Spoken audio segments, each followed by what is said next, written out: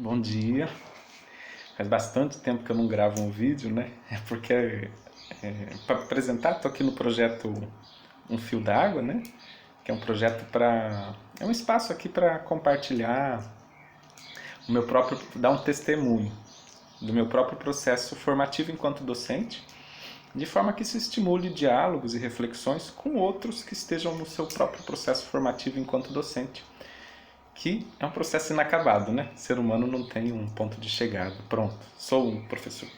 Mas estou me tornando professor constantemente. Então eu compartilho essa reflexão de forma a estimular essa reflexão da parte de outros que também estejam em processo formativo. Assim como eu. Tenho uma vida em processo formativo contínuo e inacabada. É a beleza do ser humano, é inacabado.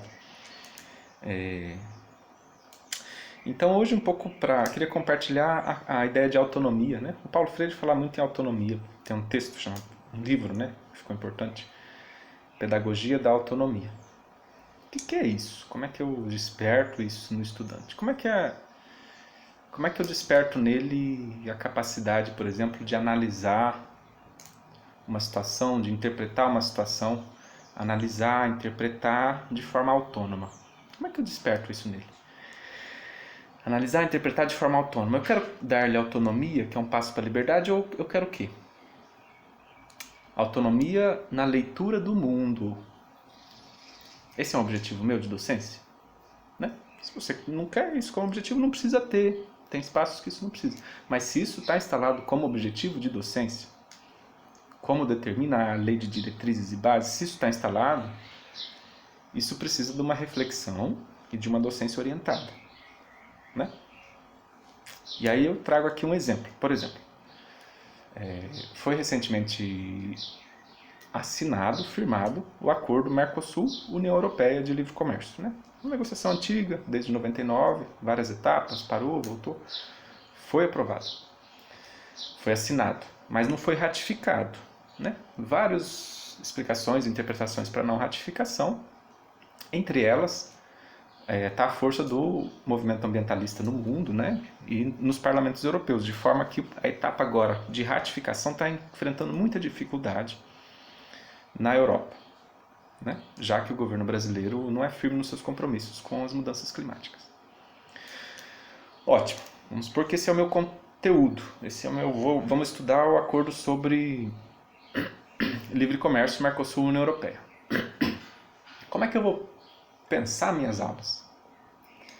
Um caminho é isso, é repetir o que eu falei aqui uma vez, duas, três, quatro, de forma a transmitir ao estudante esse conteúdo de uma forma eficaz. Faço piada sobre o acordo, faço um talk show, gravo vídeo, gravo podcast, boto texto, faço imagem e ofereço ele ao conhecimento, que é meu, como docente, transfiro. Então essa é uma docência possível, em que o docente exerce o papel de transferir conhecimento ao estudante. E o estudante exerce a função, o papel, de absorver. E a avaliação é correspondente, eu faço uma prova.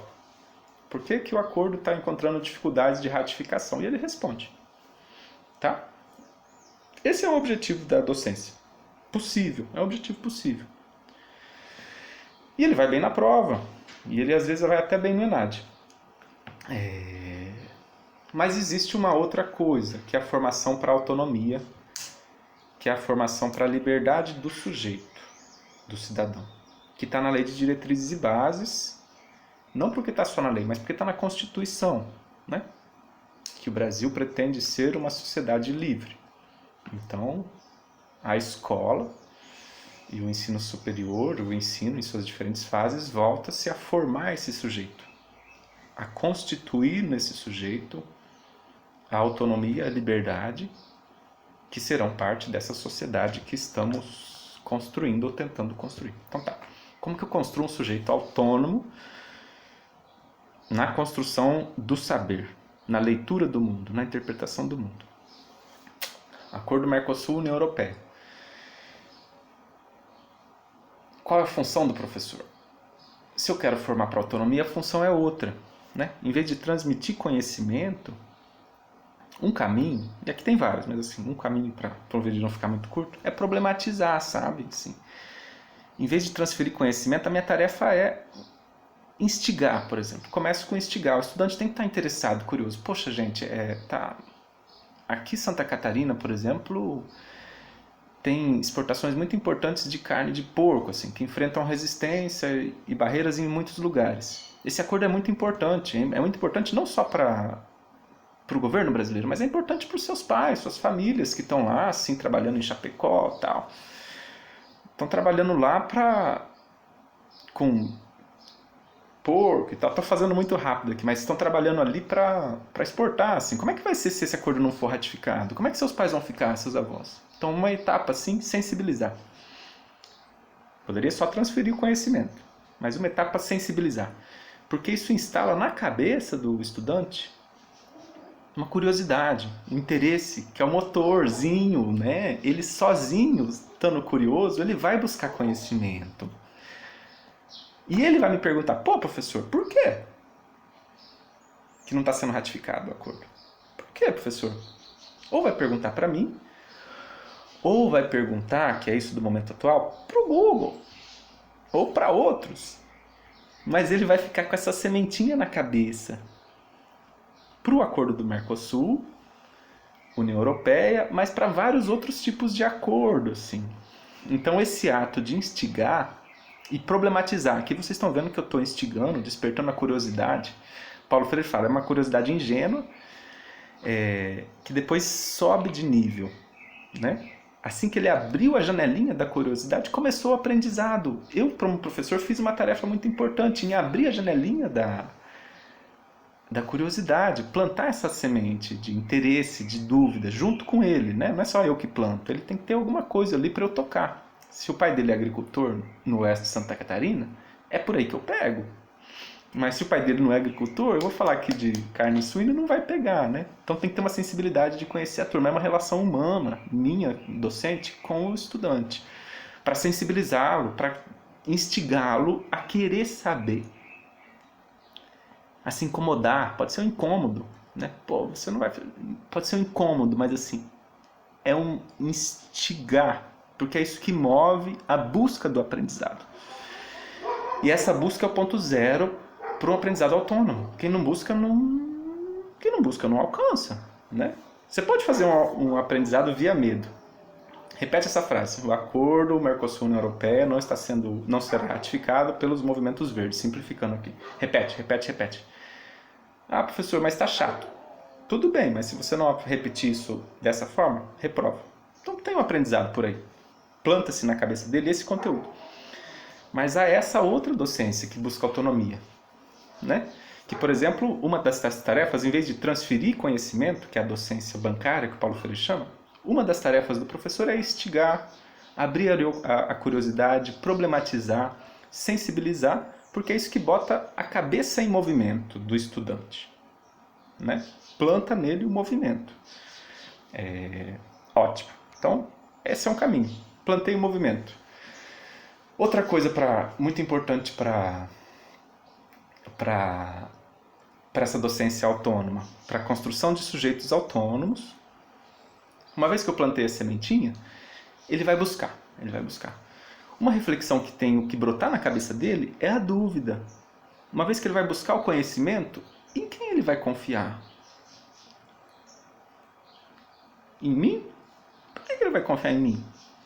Quando ele estiver instigado, procurando saber, quando ele tiver um problema para resolver, que é por que esse acordo não se ratifica. Ele vai confiar em mim? Por que ele confia em mim? Ele vai confiar no Google? Então, essa é uma problematização também para plantar na cabeça dele. Eu posso oferecer, transferir conhecimento a ele. Olha, não consulte a mim, consulte o professor tal, artigo tal. Ou eu posso problematizar. Ô, João, por que você confia nesse artigo? Que aí instala de novo a semente da autonomia, da reflexão crítica. Isso é a semente da crítica, que é uma desconfiança. Por que você confia nessa notícia? E aí do problema vem um conhecimento. Ah, não, professor, eu confio porque o jornal é grande. Ah, João, é grande. E quem financia esse jornal? Quais são as propagandas? planto de novo o problema, planto o problema, planto o problema. Esse é o ato de problematizar. Você confia? E quem financia esse site, João? Ô João, por que você clicou no primeiro anúncio do Google, no primeiro site que apareceu no Google? Como é que é o mecanismo de busca do Google? E a partir desse problema, de novo, dessa cosquinha que eu planto nele, o espírito dele, a cabeça dele, busca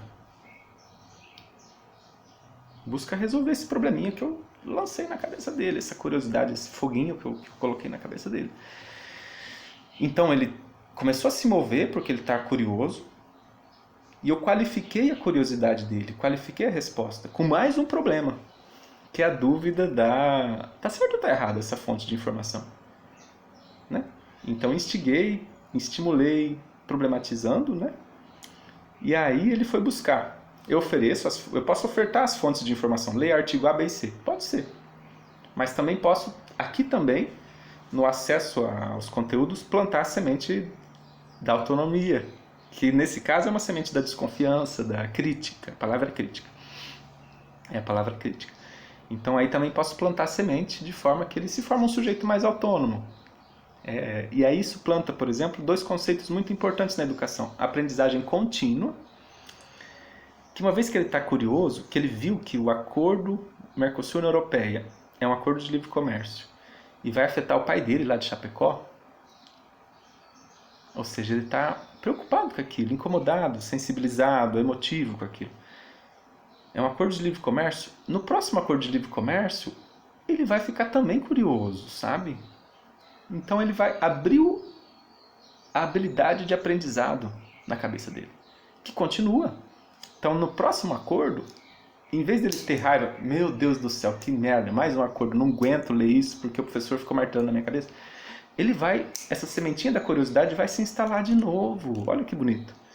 Isso a gente chama de aprendizagem contínua, formação continuada, né? Os 4 anos que eles passam na universidade, você planta uma semente de uma instigação, de uma problematização, de uma curiosidade que acompanha ele ao longo da vida.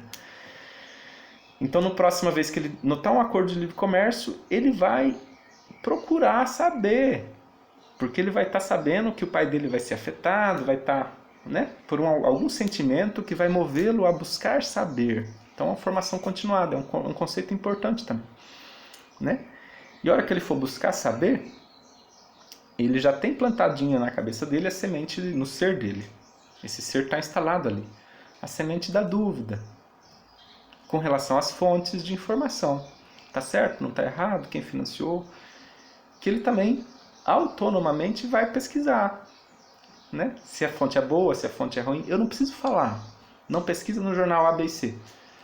Porque amanhã o jornal ABC é vendido, é socializado, sei lá. E um jornal que era ruim passa a ser bom. Então o conhecimento que era caduco passa a ser... caducou. O conhecimento que o que era certo passou a ser errado, né? Mas se em vez de ofertar essa transmissão bancária de conhecimento, eu busco essa autonomia, né? Aqui só eu falei de 2 funções que você, como docente, pode trabalhar para fazer na sala de aula, né? Que eu penso em mim, enquanto docente, que eu posso trabalhar, tentar fazer em sala de aula. Essa docência, em busca da autonomia, em busca da liberdade, forma um sujeito que continua aprendendo.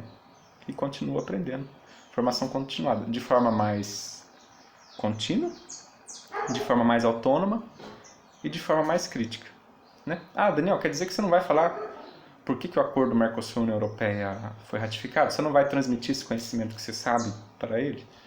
Eu vou também, mas mais do que tudo a gente vai aprender junto, né? O espaço de sala de aula passa a ser um espaço mais leve, a gente aprende junto, né? Eu sei algumas coisas sobre o acordo Mercosul-União Europeia, mas você sabe coisas sobre seu pai em Chapecó que são importantes? Que ele produz carne, que eu não sei, e que são muito importantes para eu entender o acordo também.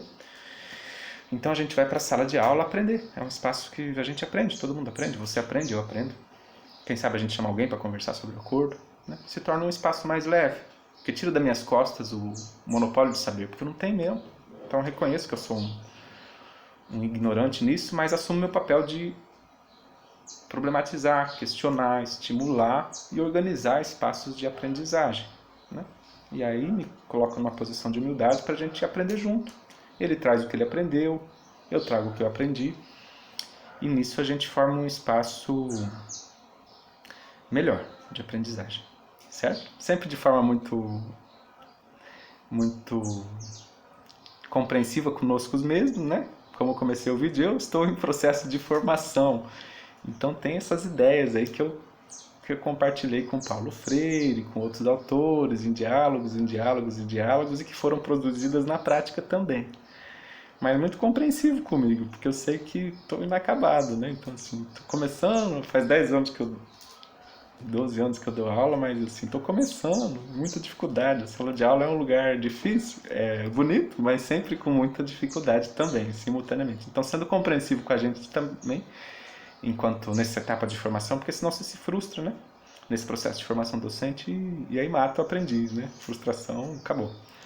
Então, esse é o espírito do processo de formação que a gente, nós, enquanto sujeitos em formação, cuidamos para preservar em nós mesmos e nós, enquanto educadores, cuidamos para preservar nos estudantes também, né? Então, às vezes você vai errar, Mariazinha, você vai errar, mas tudo bem, não tem problema. Eu também erro enquanto docente, né? Não somos iguais. Então você também erra enquanto estudante, mas que o erro não mate a semente do aprendizado, né? Então posturas que servem pra gente, servem para o estudante lá também, tá bom?